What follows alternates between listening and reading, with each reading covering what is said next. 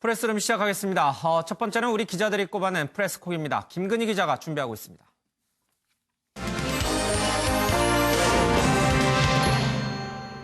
같은 배에 타고 있던 선장과 선원 16명을 잔혹하게 살해하고 우리 군에 붙잡혔던 북한 주민 2명이 어제 북한으로 추방됐습니다. 통일부는 이들은 흉악 범죄자로 순수하게 귀순 의사를 밝혔다기보다 범죄 후 도주한 것으로 보인다고 판단했습니다. 하지만 야당은 헌법상 북한 주민도 대한민국 국민인데 성급하게 북한으로 돌려보낸 것 아니냐고 비판했습니다. 또 이번 사건이 정부 공식 발표가 아닌 취재진이 촬영한 사진을 통해 먼저 공개된 점을 문제 삼았는데요. 국방부 장관도 모르는 가운데 한 장교가 청와대 국가안보실 1차장에게 문자 메시지로 직보했는데 결국 군이 조사에 나섰습니다. 김근희의 프레스콕 16명 살해한 북한 주민 추방 논란입니다. 네, 어제 이 시간 국회에서 북한 주민 3명에 대한 추방 얘기가 나와서 논란이 좀 컸습니다. 저희들 직접 그 영상 보고 오겠습니다. 다가 순순하게 진술을 하게 되었는가요? 배에 여러 가지 흔적들이 있었던 것 같고요. 여러 기관이 같이 들어가서 하나하나 확인을 한 것으로 알고 있습니다. 선장의 가혹행위가 그동안 지속됐었대요. 이번에 내려오지 않은 C에게 제안을 했답니다. 선장을 죽이자. 근데 이런 살해 사실이 발각이 될 경우에 나머지 동료 선임들이 위해를 가할 것이다 이렇게 판단해서 나머지 선원들도 모두 살해하기로 자기들이 여기서 모의를 합니다. 그 사람들이 처음에는 진실을 얘기 안 했던 부분을 어떤 경로를 통해서 이 2명이 범죄자이고 도주자인 것을 알고 조사가 철저히 이루어진 걸로 알고 있습니다. 예, 김근희 기자. 네. 북한 어부라고 추정이 되죠. 예, 북한 선원 2명이 16명을 살해하고 남쪽으로 도망하다가 다시 우리 당국에게 적발이 됐고 다시 북한으로 좀 넘어갔습니다. 이 개요를 조금 먼저 좀 간단하게 설명을 좀 해줘야 될 것 같아요. 네, 그렇습니다. 이 배는 총 19명이 탄 배였습니다. 그래서 길이 15m의 배로 알려졌는데요. 이 8월 달에 김책항에서 출발을 했는데 이 선장이 가혹행위가 있었던 것으로 알려졌습니다. 그러자 여기에 불만을 갖고 있었던 사람이 이 선장을 살해하자라고 모의를 했는데 그 인원이 총 3명입니다. 그래서 이 3명이 같이 모의를 해서 선장을 살해하고 또 선장뿐만 아니라 이 범행을 은폐하기 위해서 나머지 선원들까지 총 16명에 대해서 살해를 하고 이곳을 바다에 사체를 유기한 것으로 알려졌는데 이후에 이 범행 이후에 일단은 이 육지로 돌아가자라고 해서 김책항으로 가서 자신들이 포획하고 있었던 어획물을 팔아서 도피 자금을 마련하려고 갑니다. 그런데 갔다가 이 3명 중에 1명이 이 자기들 그동안 잡았던 오징어 등을 팔려고 돌아다니다가 단속에 걸린 거죠. 북한 당국에 잡힌 거군요. 그렇죠. 예. 그러니까 3명 중에 1명이 단속에 걸린 것을 보자 나머지 2명이 그 모습을 보자마자 배를 타고 돌려서 다시 남쪽으로 온 겁니다. 그래서 NLL을 넘어왔다가 다시 도주했다가를 반복하다가 결국 우리 해군이 납포를 해서 붙잡혀서 우리 당국에 넘어왔던 그런 사건입니다. 예. 이 2사람이 잔혹하게 동료 선원 16명, 선장을 포함해서 이렇게 살인을 저지른 그 범행 자체가 드러나게 된 계기는 어떻게 된 겁니까? 우선 어제 국회에서 알려진 바에 따르면 이들이 처음부터 그렇게 진술을 한 것은 아니었다고 합니다. 이와 예. 관련해서 구체적으로 어떤 경로를 통해서 확인했는지에 대해서는 안보 상황과 관련된 것이기 때문에 밝힐 수는 없다 이렇게 밝혔고요. 다만 이 통일부 장관도 어제 이야기를 했던 것이 이들이 타고 온 배에 여러 가지 흔적들이 있었다. 또 향후 이 조사를 통해서 하나하나 확인을 했다 이렇게 밝혔고요. 오늘 통일부에서도 이야기를 했습니다만 이 혈흔 같은 것들이 배 안에 흔적이 남아있었다 이렇게 밝혔습니다. 그렇다면 우리 정부가 최초에는 이것을 어떻게 알았는가라고 하는 것과 관련해서는 정경도 국방부 장관이 어제 이 SI를 통해 알게 됐다라고 했는데요. 이 SI라고 하는 것이 군에서 흔히 말하는 이 특수정보라고 해서 감청 첩보를 말합니다. 그러니까 도청 또는 감청을 통해서 이 같은 살인 사건이 있었다는 것을 확인을 하고 향후 이들에 대해서 조사를 하고 또 배를 조사하는 과정에서 실제 살인 사건이 있었던 것을 확인했다 이렇게 볼 수 있습니다. 그러니까 북한 군 당국의 통신을 도감청을 통해 가지고, 그러니까 SI라고 하셨죠. 스페셜 인텔리전스라고 하는 우리 군 당국이 도감청을 통해서 북한에서 살인 사건을 저지른 범인 2명이 우리 쪽으로 넘어오고 있다라는 정보를 미리 알고서 이 배를 납포했다 이런 뜻이 되는 거군요. 네, 좀 구체적인 경위나 이런 것에 대해서 밝히지 않았지만 어쨌든 그 근거가 됐던 것은 말씀하신 것처럼 도감청 정보였다 이렇게 밝혔습니다. 우리 군 당국이 당연히 군사적으로 북한도 마찬가지겠습니다만 북한의 주요 통신 내용을 도감청하는 거는 당연히 있는 일인데 국방장관이 이것을 이렇게 공개적으로 우리가 북한군 통신을 도감청하고 있다라고 공개해도 되는 겁니까? 사실은 그 부분도 좀 논란이 되기도 했습니다. 이를테면 만약에 그게 어떤 우리의 뭐 정보원을 통해서 확보를 했다거나라고 했을 경우에도 문제가 예. 될 수 있고 또 우리 군의 어떻게 보면 정보 자산 같은 것들이 노출이 될 수 있는데 이와 관련해서 오늘 국방부에서도 관련 질의가 있었습니다만 일단 국방부에서 언급하지는 않겠다 이렇게 답을 했습니다. 예. 자, 군 보안을 가장 먼저 지켜야 될 국방장관이 우리가 어떻게 북한군의 통신 내용을 도감청했는지를 스스로 얘기했다. 좀 논란이 될 것 같긴 합니다. 유호정 기자, 사실 근데 이 문제가 언론에 보도된 것은 어제 한 장의 사진이었어요. 그렇죠? 네, 그렇습니다. 이렇게 이례적인 상황이 알려지게 된 이 과정도 이제 논란이 되고 있는데요. 어제 김유군 청와대 국가안보실 1차장이 국회 예결위에 참석을 했습니다. 오전 중에 김 차장이 자신에게 온 문자를 확인을 했는데 그 문자 메시지를 보는 그 화면을 한 언론사 카메라에서 이제 우연히 포착을 하게 됩니다. 그래서 이제 여기서 이제 문자가 공개되면서 이 사실이 공개가 되는데요. 정부가 공개하지 않고 있었던 이 추방 사실을 우연히 언론사 카메라에 잡힌 사진으로 이제 국민에게 알려지게 된 겁니다. 예. 이 문자 내용을 조금 소개를 하자면요. 이제 단결이라면서 군대식 경례로 시작하는 이 문자에 비교적 상세한 내용이 담겨 있습니다. 오늘 오전 15시 15시에 판문점에서 북한 주민 2명을 송환할 예정이다. 이런 기본 사실이 일단 담겨 있고요. 자해 위험이 있어서 경찰이 에스코트를 할 거고 이 송환 관련해서 국정원과 통일부 장관 입장 정리가 안 됐다. 이런 내용까지 지금 담겨 있었거든요. 그래서 이제 여기서부터 이제 난리가 나서 당시 이제 국방부에 이제 출입 기자들이 확인을 했는데 당시에 이제 국방부에서는 알고 있지 못하는 사실이다. 이렇게 밝혀지면서 논란이 되고 있었던 상황이었습니다. 예. 국방장관조차도 이런 사실을 모르고 있었다라는 것이 어제 논란이 됐죠. 직접 들어보겠습니다. 북한 주민 2명을 북측으로 송환 예정인 사실 알고 계시죠? 예, 뭐 언론을 통해서 확인했습니다. 장관님이 언론을 통해서 확인했습니까? 예, 저희가 군사작전 한 이후의 상황에 대해서는 제가 별도 보고받은 바가 없습니다. 우리 현역 중령이 JSA 지역의 중령이신데 부대장이신데 이 부대장이 지휘계통상으로 NSC 1차장한테 직접 보고를 하고 장관은 모르고 있다 그러고 이 말이 됩니까? 예, 뭐 내용이 어떤 내용인지 제가 확인을 해보겠습니다. 예, JSA 그러니까 판문점에 근무하고 있는 대대장 한 중령이 국가안보실 김유군 제1차장 NSC 차장에게 직접 직보를 하고 군 상관인 국방장관에게는 보고를 하지 않았다. 이게 지금 논란이 되는 핵심 포인트인 것 같습니다.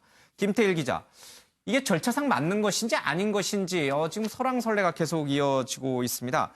왜 국방장관이 아닌, 그러니까 자신의 직속 상관이 바로 국방장관이잖아요. 그 해당 JS 부대장 중령의 입장에서 보면 왜 김유군 제1차장에게 보고했을까? 어떻게 그런 일이 일어났을까?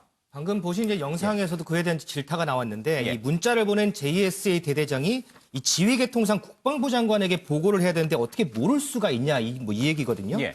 백승주 의원 같은 경우에는 이 지휘계통상의 장관이 이 북한 주민 송환 사실을 모르고 있다는 게 이해가 안 간다 이렇게 얘기를 하기도 했고 이주영 의원도 국방부 소속 군인이 이 송환 과정을 왜 청와대에게 문자로 메시지를 보고했는지 자신도 이해가 안 간다 이렇게 지금 질타를 하는 상황인데 네.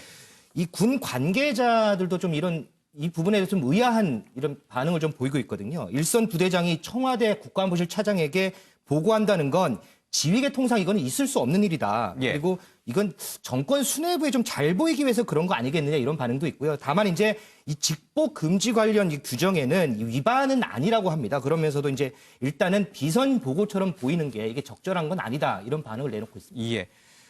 현역 군인이 그때 영관급 장교가 직접 청와대에 보고를 한다. 국방장관, 국방 보고 체계를 거치지 않고 직접 청와대에 보고를 한다. 이것이 과연 있을 수 있는 일이냐?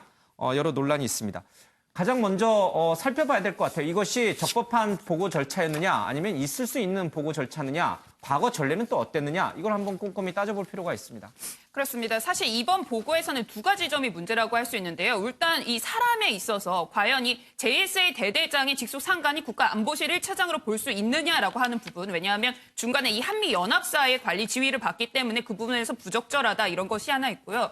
또 하나는 이 보고 방식에 있어서도 어떤 공식 문건의 형태로 결제 서류가 아닌 단순한 이런 문자 메시지로 상당히 사적인 입장의 문자 메시지 같은 내용으로 이같이 중요하고 굉장히 국가안보와 관련해서 향후 남북관계에도 굉장히 중요한 변수가 될 수 있는 내용을 보고하는 것이 적절하느냐. 그러니까 사람의 문제와 또 이 보고 방식의 문제 두 가지에 있어서 모두 다 군에서는 상당히 좀 이례적이고 문제가 있다 이렇게 보고 있고요. 예. 또 한 가지 그렇다 보니까 여러 가지 이야기가 많이 나오는데 이를테면 현직 국방장관은 지금 공군 출신이고 또 이 논란이 된 이 문자메시지를 보낸 중령도 육군 출신이고 국가안보실 1차장도 육군 출신이다 보니까 이 같은 육군 출신끼리 뭐 이렇게 친밀감을 드러낸 것 아니냐라고 하면서 정상적인 지휘 보고 체계를 거치지 않은 상당히 부적절한 문자 메시지였다 이런 지적들이 나오고 있습니다. 예. 그럼에도 불구하고 우리가 조금 더 사실관계를 좀 확인해 봐야 될 것 같습니다. 일단 제가 몇 가지 여쭙겠습니다.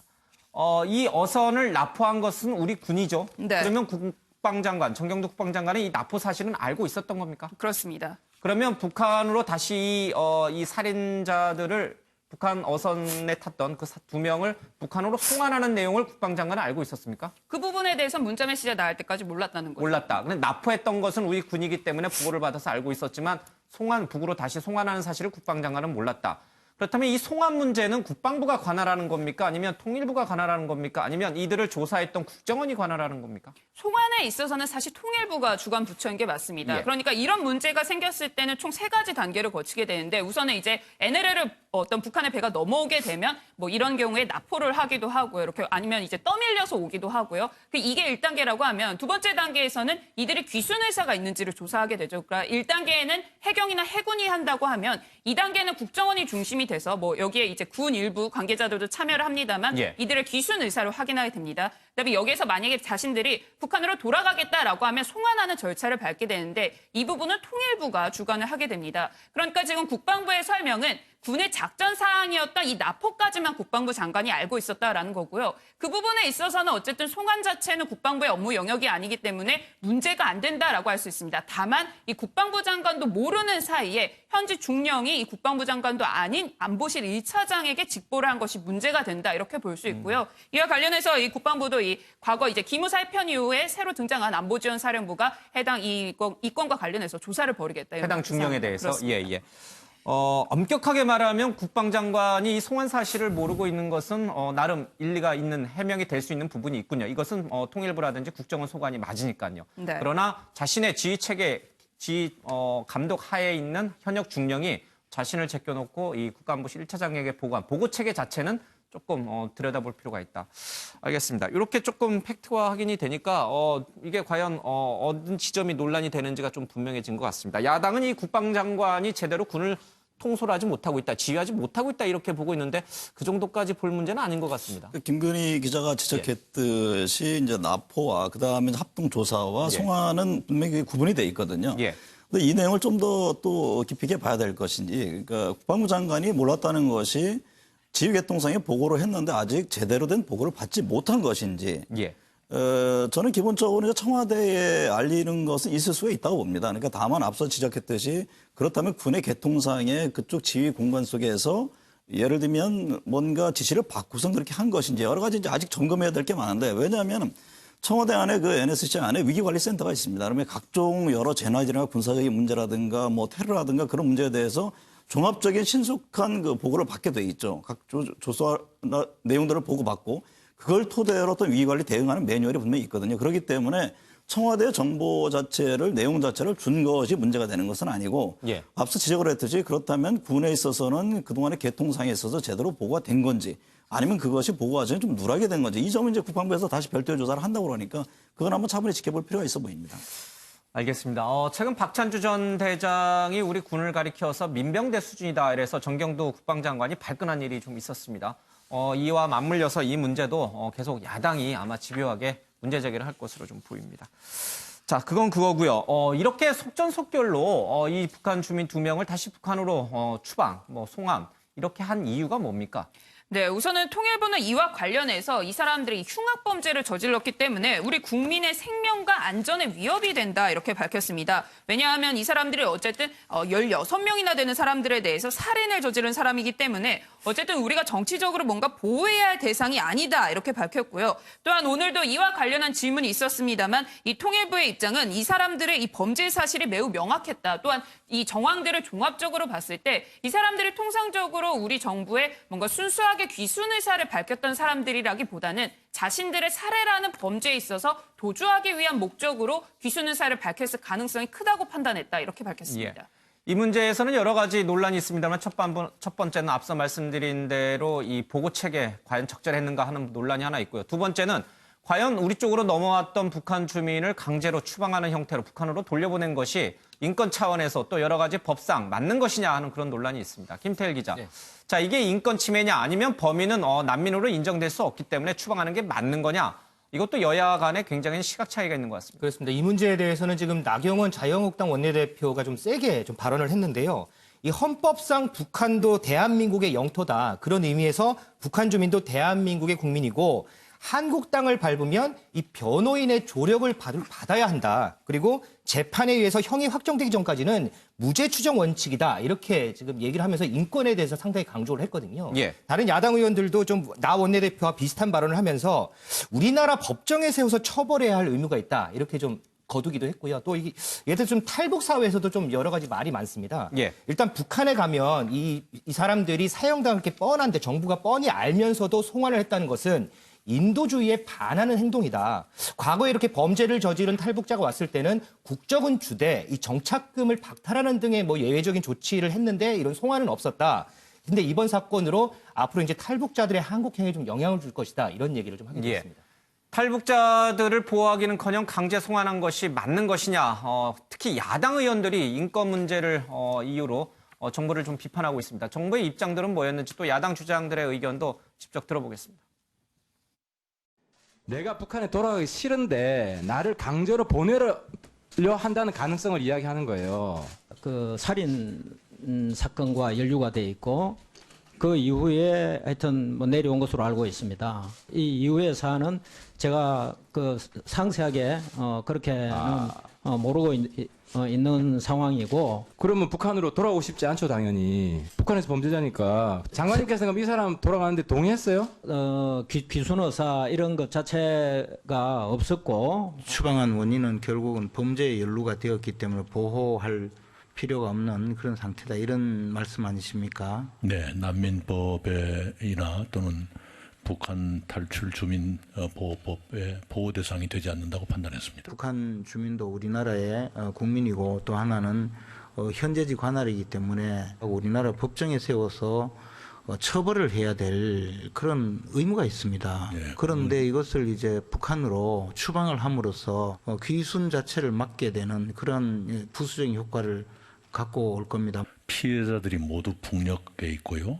또 사건 자체가 북녘에서부터 이어져 왔기 때문에 진실 규명이 이루어지기 힘들다는 그런 판단도 있었던 것으로 압니다.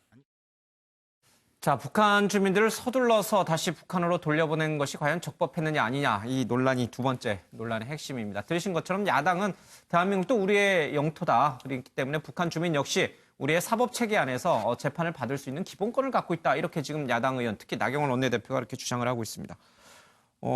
지금 이총리의 얘기는 난민법상 이 북한에서 범죄를 저지르고 온 사람들, 뭐 북한뿐만 아니라 다른 나라도 마찬가지겠습니다. 우리가 난민으로 인정할 수 없다라는 것이고, 또 하나는 우리 형법은 속지주의, 그러니까 우리 영토 내에서, 우리 한국 내에서 발생한 사건에 대해서만 다룬다라는 그런 원칙이 있지 않습니까? 이게 현행법끼리 좀 충돌하는 것 같아요.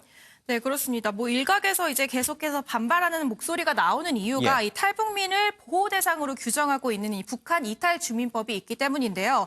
그런데 이 북한 이탈 주민 보호법에도 이 살인 등 중대한 비정치적 범죄자 혹은 뭐 테러 같은 이런 큰 범죄를 저지른 경우에는 보호 대상에서 제외된다고 분명히 명시를 하고 있습니다. 이런 것을 고려해서 정부가 적절히 판단을 했다, 이런 입장이고요.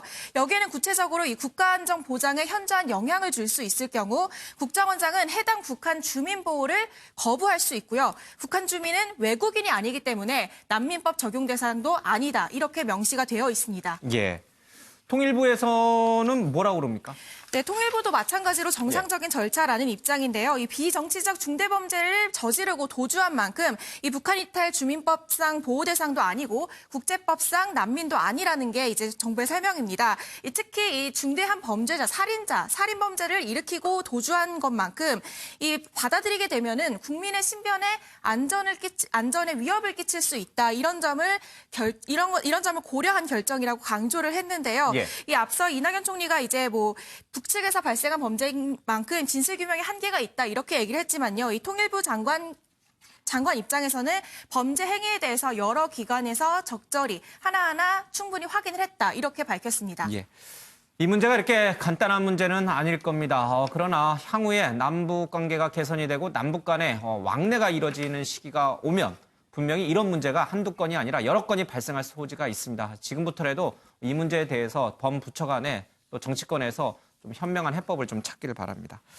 자, 세 번째 논란 과정은 언론 공개 과정입니다. 앞서 이제 저희들이 얘기했습니다만 이게 언론에 공개된 것이 김유근 차장의 휴대폰이 언론사 카메라에 찍히면서 공개가 된 거거든요. 자, 그렇다면 왜 이것을 언론에 제대로 공표를 하고 북한 송환을 추진하지 않았을까? 이런 이제 의문이 생기게 됩니다. 정부 쪽의 설명은 뭡니까? 사실 통일부에서도 이 부분이 사실 논란이 좀 됐습니다. 이와 관련해서 통일부가 원래 송환 이후에 발표할 계획이었다라고 하면서 이게 문자 메시지가 공개가 돼서 이렇게 브리핑을 한 것이 아니다 이렇게 밝혔는데요. 하지만 사실은 이 문자 메시지가 기사화된 이후에 통일부가 관련 내용을 브리핑하겠다고 밝혔던 만큼 일각에서 제기되는 해석으로는 어쨌든 이 문자 메시지가 공개되고 나니까 정부에서 부랴부랴 브리핑 일정을 잡은 것 아니냐 이런 논란이 제기되기도 했습니다. 다만 이와 관련해서는 최근 이 통일부의 어떤 조치에서 좀 변화가 있었던 것 중에 하나가 과거와 달리 이 송환할 때 이 사람들의 이 북한 주민들의 어떤 귀순 의사의 좀 자율성을 보장하기 위해서 통상 이제 북한으로 돌려보낸 다음에 공지하는 방식으로 최근에 분위기가 많이 바뀌어가고 있습니다. 예. 그러니까 통일부의 설명은 이 사람들의 북한 주민들의 송환 의사의 자율성을 존중하기 위해서 최근에 이런 달라진 움직임을 반영을 해서 송환 조치가 마무리된 이후에 공개하려고 했던 것이지 우리가 비공식적으로 뭔가를 추진하려 했던 것은 아니다 이런 설명인데요. 다만 어쨌든 결과적으로는 이 문자 메시지를 통해서 공개되는 형식이 되다 보니까 여러 가지 이 절차의 적법성이라던가 이 의도성에 대해서 야당에서는 집중적으로 문제 제기를 하고 있는 것으로 보입니다. 알겠습니다.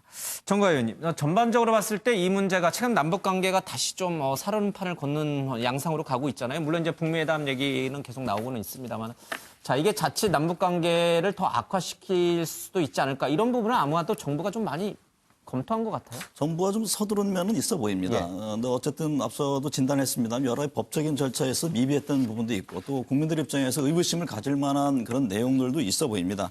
하지만 어쨌든 지금 앞으로 계속 이 같은 문제들이 빈번할 개연성이 높습니다. 예. 들어오기 전에 제가 어디 좀 취재를 해보니까요. 올 7, 8월만 해도 지금 이 납포된 인근에서 한 400척 이상이 퇴거 조치를 당했답니다. 그러니까 예. 굉장히 빈번하게 있는 곳이죠. 그러니까 최근에 거기가 수온이 19도에서 20도, 그러니까 오징어가 살기 좋은 기온이어서 북한의 소위 말해서 거의 금징어라고 하는 대화태어정이라는 곳이 있는데 이를 둘러싸고서 북한 어선들이 굉장히 넘나들면서 여러 가지 문제가 발생한다고 합니다. 그러니까 그 같은 점들이 앞으로 예상을 해서 앞서 얘기한 어떤 귀순 과정에서 또는 돌려보낸 과정에서의 법적인 문제는 어떻게 할 것이지, 이 과정에서 언론의 공개는 그럼 어떻게 할 것이지, 이런 점들에 대해서 남북의 어떤 화해 무대 속에서 좀 진전을 시키기 위해서는 좀 더 정부가 일관성 갖고 그리고 명확하게 할 필요가 있다 이렇게 보여집니다. 알겠습니다. 자, 이 남북 문제는 지나치게 우리 국내에서 정치 쟁점화하는 것은 결코 바람직해 보이지는 않는 것 같습니다.